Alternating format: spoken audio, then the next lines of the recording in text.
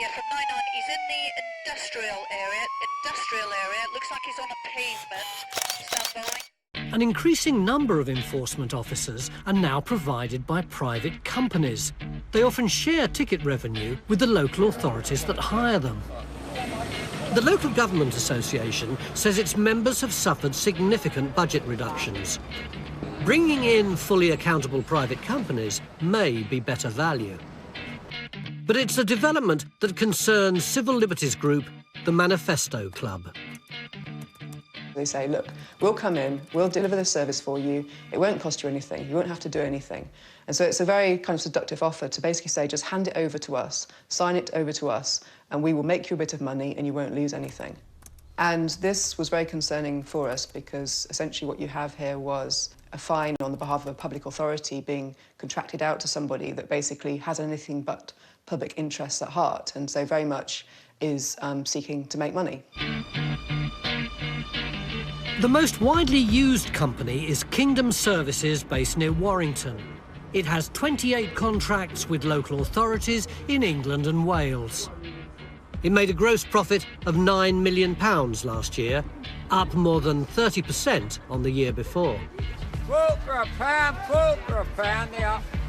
Enforcement officers from companies like Kingdom issue fixed penalty notices of up to £80 a time. But one man from Hertfordshire didn't take his fine lying down. I could have been charged with a criminal record for doing nothing wrong. Luke Gutteridge helps out on his dad's market stall. The company responsible for environmental enforcement here until recently was Kingdom. It was a nice summer's day. I had a bag of fruit in my left hand, getting to unpeel the orange in my right hand. By accident, Luke dropped a small piece of orange peel, which was spotted by an eagle-eyed Kingdom officer. All right, involves the orange peel that you've dropped on the floor there. So I just put it all in the... There is a peel on the floor there, sir. I retraced my footsteps, and it was literally like the size of a 50p piece. Picked it up, placed it in the bin. She started issuing me with a fine. OK, unfortunately, still, that's an offence, contrary to Section 87 Environmental Protection Act 1990. All right, unfortunately, still an offence, all right? Even though Luke had dropped the orange peel by accident and picked it up, the Kingdom officer was determined to proceed. What will happen is I'll be issuing you a fixed penny notice to some £75, paid within 14 days. Well, I was shocked that I received the ticket. So there's nothing to do. Once you receive the ticket, you have the ticket. And then I was going to basically appeal the case, because why should I pay for something that I didn't do? Neither Kingdom nor the council had reckoned with Luke's mum, who works for a lawyer. My main concern was trying to find any case law. Had somebody been prosecuted before? And the cases that I did find were people who actually did litter, but there was nothing like this. Nobody had actually challenged. So this was a one-off, actually.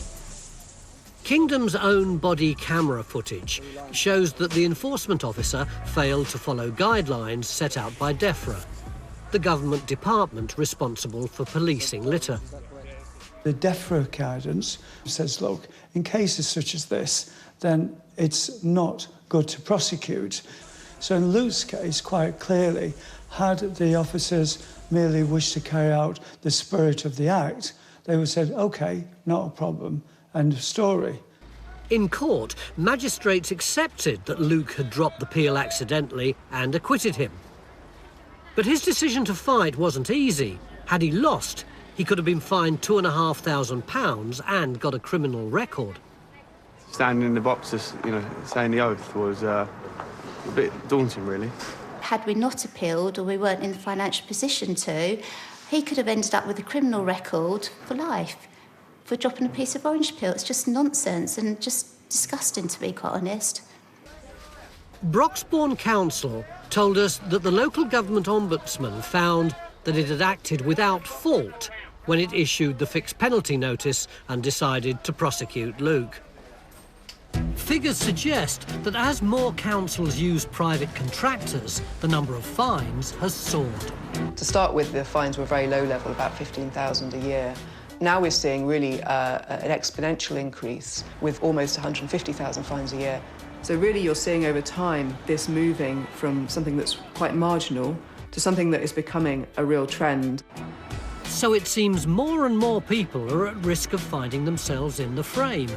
One of the companies likely to fine them if they stray, Kingdom. We've heard that officers are incentivised to fine as many people as possible, something the company denies. To find out how Kingdom goes about its business, we've decided to send in an undercover reporter. Hi, hello. She gets a job in the London borough of Bexley. Her training starts with a lecture on how a litter-free environment is in the public interest. Environmental crime can affect the quality of your local environment and can have an impact on how places look and are perceived. But the trainer also makes clear that Kingdom is after profits. On a business level, because obviously we are here to make money. I'm not going to not say that to people, you know. Our undercover reporter wants to understand exactly how the business works in Bexley. She probes another manager. Who gets the money then? Council and Kingdom. Kingdom use their part of the money for their own profit and to pay you. Right. Because the council don't pay Kingdom a penny. So the other bit of the money goes to the council. The Kingdom get the lion's share of the ticket. Right. Get the rest. Kingdom's website says it doesn't reward its staff only for the number of tickets they issue. It says that they do get a competency allowance, which also takes into account attendance, punctuality, and positive public and customer feedback. What is the pay? £9.47 an hour. £9.47. Okay. And then every ticket over 4. Okay. You get a little competency allowance, they call it. What competency allowance? Is it like a bonus? Okay. The manager has just described the competency allowance as a bonus and made it clear that it's based on the number of tickets issued. Your first 4 are for Kingdom. Then anything above 4, it's all got to be on the same day. Right, okay. 5, you'll get £5 for. 6, you'll get £5 for. So those 2 tickets, you'll get £5 each. So that'd be £10. Yeah, or if you get 7, each of those 3 tickets above the 4 then become £6 each. There's no mention of attendance, punctuality, and positive public and customer feedback. You could make quite a lot of money then, couldn't you? You can. When I was doing it in Ashford, I was hitting out quite a lot of tickets, and I think the most I brought home just on the bonus was £987.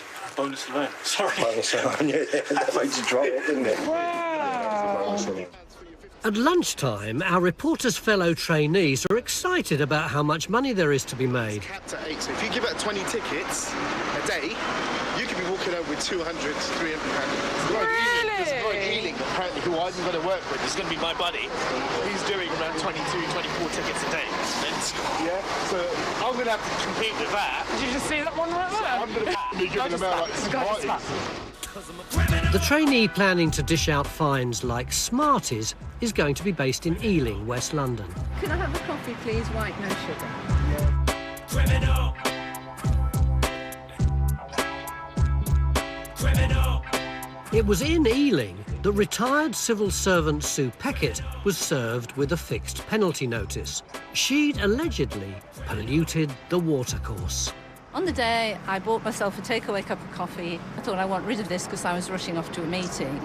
So I took the coffee and I put the coffee down the drain in the road. And then I walked towards the waste bin when the enforcement officer stopped me and told me I was going to be fined and it was illegal to put coffee down a drain in a public place. To avoid a criminal record, Sue paid the fine but then went to her local paper. The council caved in and handed her money back. Kingdom apologised and sent her a £20 gift voucher. It's pure greed on part of the enforcement officers, I would say. Under no stretch of imagination could you say that the liquid from the coffee cup is cross-contamination when it's going in a sewer, and she placed the coffee cup in the bin. Ealing Council told us the officers who fined Sue made an error of judgment, but that the vast majority of fines are correctly issued. In Bexley, our undercover reporter is learning the ropes from more experienced officers. This one is scouring the town for litterers. Feels quite predatory. I suppose it is really, but at the end of the day, it's the company wants to make money as well. So. Yeah.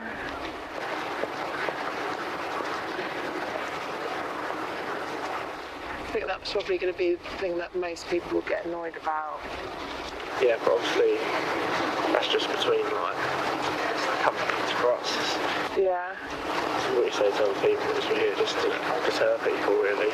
Yeah. The number one target is smokers. It's not long before they get one. Bexley Council operate on a zero-tolerance approach, and we're just following their rules, OK? He applies pressure to get the man's details. He needs them in order to issue the £80 fixed penalty notice. OK, but is it worth being arrested for, sir? It's not. OK. No, I don't face a fine of up to £2,500 and a possible criminal record, sir. OK, so it's in your best interests just to provide some ID, sir. OK? Sir, please don't do that. Please. I said, please, I'll give you my ID, but please, I haven't got the money because I'm with the benefit. As the man wavers, the officer threatens to call the police. I'm going to be phoning the police then, sir. Why you call the police? I give you my ID, but I say, sir. The man is dealt with. The Kingdom officer tells our reporter that he routinely pretends to call the police. Went through all the different stages of saying it's an arrestable offence. Yeah. Sort of saying, if I need to phone the police, I will. And then I actually got the phone and was about to pretend to. Yeah. Just gave it over, didn't he? What our reporters witnessed isn't a one-off. Kingdom's instructor even talked about it in training. Okay, some people even fake call the police. A lot of officers do that because a lot of the time they don't always come out. When people think you are actually going to do something or you're going to get the police and they're going to have to stand there for another hour, they may then their attitude changes. Kingdom says it's important that members of the public know what could happen if they're convicted at court. Any decision to prosecute alleged offenders is made by the local authority, not Kingdom. Over lunch, our reporter asks the Kingdom officer how he's rewarded. He's guarded. Do you get a bonus if you do really well one month? Should I not ask questions like that out loud? No, don't. Why not? These competency allowance in the state's all depends on how many you get, really. Okay. In the first month, well, I think 150 tickets or something. I got 500 was my bonus. Just getting already paid to anyone else. Okay. That's something the Kingdom don't want the public to know that. Well, I think it's the council, really, because it's both sort of... Otherwise, they'll say it's just people just doing it just to get money out of others and stuff like that. So it seems clear. If you work for Kingdom, the more you fine, the more you earn. In a statement, the company told us its competency allowance isn't to incentivise officers to issue fines. It says the allowance is discretionary and only paid if officers meet all their basic competencies.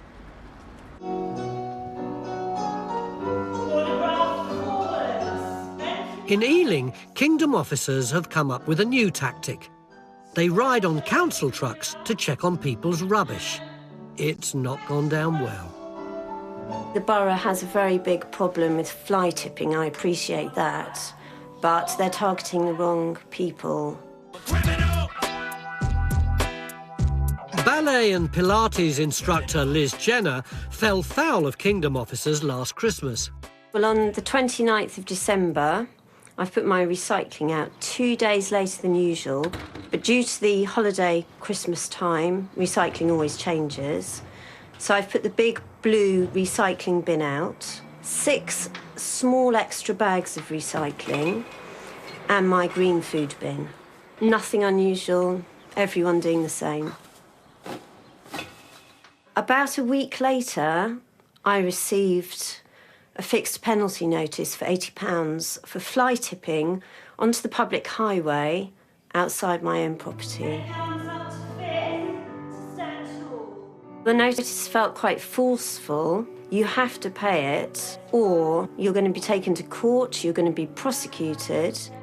The consequences of losing in court would have been severe. You have to pay court costs and you get a criminal record on top of that. I decided as soon as I saw that I was not going to pay it. Liz took the case to her MP and the local paper. The council backed down and dropped it, saying the decision to fine Liz was an error of judgment. It told us that it expects the highest standards and a common-sense approach from Kingdom. I think it's fine if the council get a private company to enforce these fines, but they need to target the right offenders and not people that just want to have their recycling taken away. Even if you're trying to do the public-spirited thing, you could fall foul of these wardens because they're not enforcing the kind of public-spirited law. Essentially, they have quite a different agenda. It's about making the target, which involves a different sort of knowledge in a way. It involves knowing, for example, oh, this is a really good spot because if you stand here, then people tend to put out their cigarettes in a rush to get on the bus and there's no cigarette bin. They learn the tricks in a way more than they learn the law. Britain's leading anti-litter pressure group says it's vital that there's public confidence in enforcement. The cost of clean-up topped over £1 billion last year. That's the cost of clearing up litter. If you add to that the cost of waste crime, that's another £1 billion. £2 billion spent on cleaning up litter and waste. Enforcement's one of the methods that we can use to change people's behaviour, but it needs to be fair and it needs to have the public on our side. Back in Bexley, our undercover reporter is learning the techniques of the trade. She's already learned how to fake calls to the police to get people to pay up. She's now being shown another ruse, lying low. Just pretend you're not watching them. Yeah, but you are watching them. Yeah. And her instructor's got another technique. In court, the prosecution must show the accused intended to leave the litter. On the street, a fine can be issued as soon as the person moves away from it. There is a way of making this happen. So I saw you dropped it down there. Yeah. And obviously it was like, excuse me, can I speak to you for a moment? And sort of a little bit away, so then you sort of automatically sort of comes with me a little bit. So you say, excuse me, madam, and then they walk up to you a bit, and then they walk away from it. In training, a Kingdom manager says the company's only interested in working with councils who want to adopt a hardline approach. Some of them we just don't want. There's another one this morning that they sent it to me and we're not even going for it. It's nice that we can turn them down for a change. It's just not worth it. Not profitable site. Exactly, you've just got rid of another two because they're not profitable and because they won't let us enforce in the way we need to. They want it to be all pink and fluffy and they want to give people warnings and cautions. Our undercover reporter and her boss are patrolling. They spot two men. One of them is smoking. The boss decides to follow. We were crossing the road and we saw them pass, yeah. My brother asked me, who are they? And I thought they were traffic wardens. The officer sees one of the men drop his cigarette butt and follows him into a shop. It should be an open and shut case, but there's a problem. I was trying to put forward to the officer that my brother is not understanding anything and he was not resident in this country, but he wouldn't listen. Kingdom's training manual says its officers shouldn't issue fixed penalty notices to people living outside the UK. But you realise that he's a tourist? Yeah? Okay, I'm aware of that now, but okay, it's still an offence in the UK, sir. Yeah. Carlos gives the officer some important information.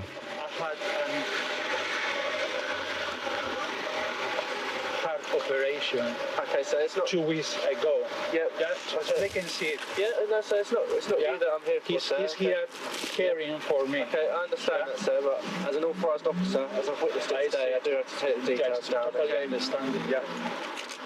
I tried to put forward to the officer my situation and even show him my dressing, but he wouldn't listen. It makes a lot of sense. The officer issues the ticket to a man who lives outside the UK. It's sent to the home of his sick brother.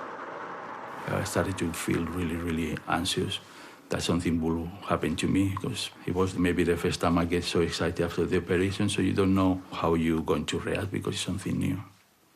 So my strategy was kind of, let's the thing finish. If they want an address, I'll give you my address.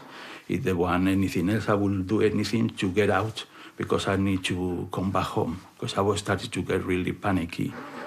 Worried about Carlos's health, the brothers gave up, but they do now intend to fight the case. The experience has left Carlos deeply suspicious about the deal between Kingdom and Bexley Council. I'm really very untrustful about this relation between private companies and councils. They can become really sticky. These companies won't put people at the first priority. Kingdom says its officers are trained to exercise their individual professional judgment about issuing fines to non-UK residents who have no immunity from committing environmental offences. Bexley Council says that environmental enforcement is reducing littering and that the public have given it positive feedback. Nationally, companies like Kingdom can enforce even more antisocial behaviour laws. The latest are Public Spaces Protection Orders, or PSPOs. These allow councils to ban some activities they consider undesirable. This prohibition, which is obviously broad in the extreme, is being enforced by private companies on a commission basis. And so I think that you've got a very worrying combination of, on the one hand, very broad powers being given to local authorities to create new crimes, and then the right for local authorities to contract out the enforcement of those crimes to private companies on a commission basis. In the Forest of Dean, the council, working without an enforcement company, tried to use these new powers to overturn a right some local people say has existed since Magna Carta. Come on, then. Come on, move a bit. Come on. The right to graze your sheep on any piece of common land. Come on.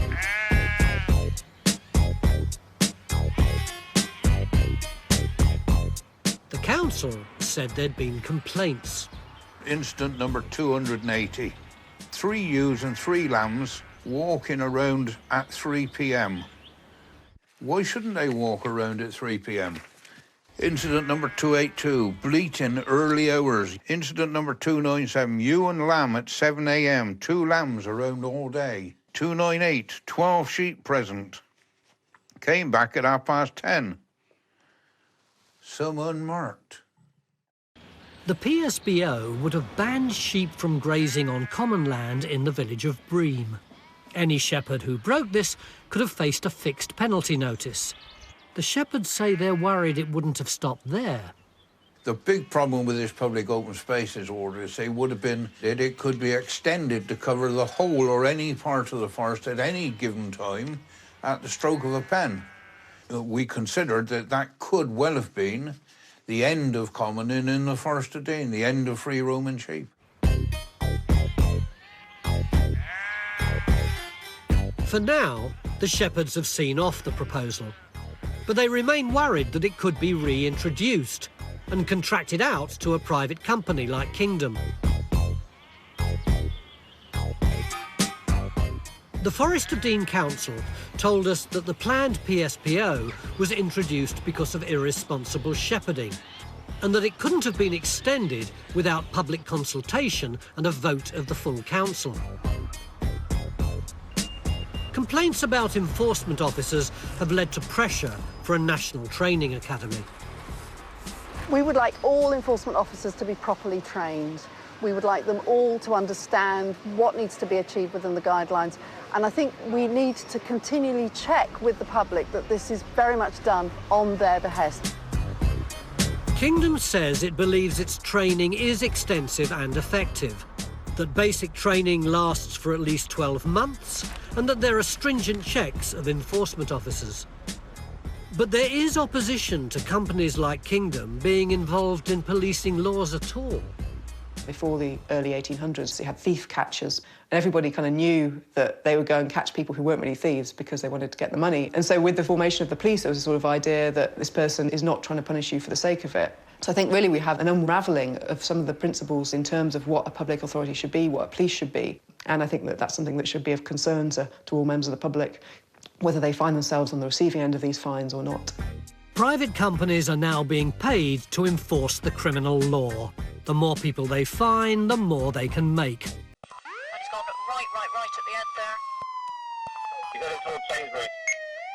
Put that camera down, or we will tase you. I know.